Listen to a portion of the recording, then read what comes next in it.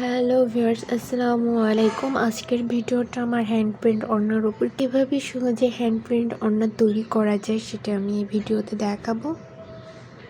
আমি হ্যান্ড প্রিন্টের জন্য সুতি ওড়না নিয়েছি। আপনারা জর্জেটের ওড়না বা সুতির ওড়না যে কোনো ওড়নায় নিতে পারেন, তবে নেওয়ার আগে একটু ভালো মানের ওড়না নেবেন, তা না হলে কয়েকবার ধোবার পরেই কালার নষ্ট হয়ে যাবে। তো আমি ড্রয়িং করার সময় আমি 4 কর্নার থেকে 4 ইঞ্চি করে জায়গায় রেখেছি, কারণ আমি এখানে এক কালারের কাপড় লাগাবো।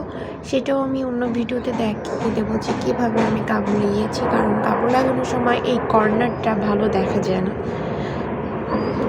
সেটাও আমি দেখিয়ে দেবো। দুই পাশে ওড়নার দুই পাশে আমি 4টা করে মোড় রেখেছি।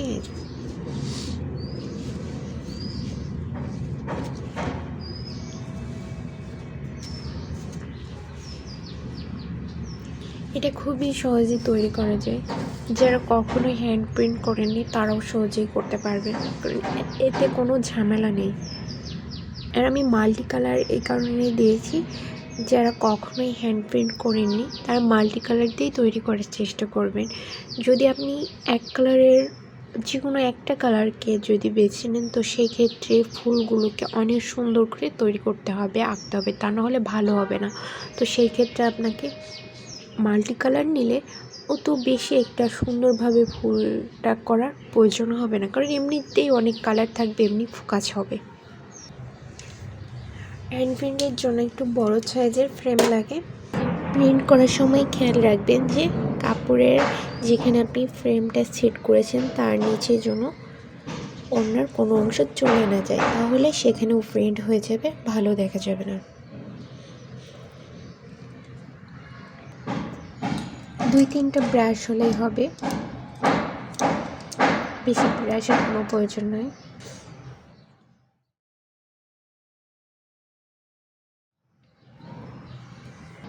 রঙটা পাতলা করার জন্য মিডিয়াম পর্যায়ে এটা আপনারা দুটো কিনে নিয়ে এসে রাখবেন। তো আমি এখানে রঙগুলো এখানে নিয়েছি।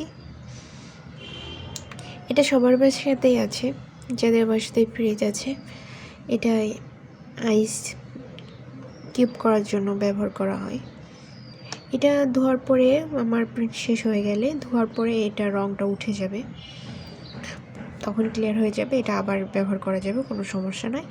যারা অল্প প্রিন্ট করে বা রেগুলার না, শখের বসে তো একটা কাপড়ে প্রিন্ট করবে, তো তাদের বেশি ঝামেলা করার প্রয়োজন নেই। বাসায় যে কোনো প্লেট বা প্লাস্টিকের কৌটা যে কোনো কিছুতেই দিয়ে প্রিন্ট করা যাবে। তো আর কথা না বাড়িয়ে শুরু করা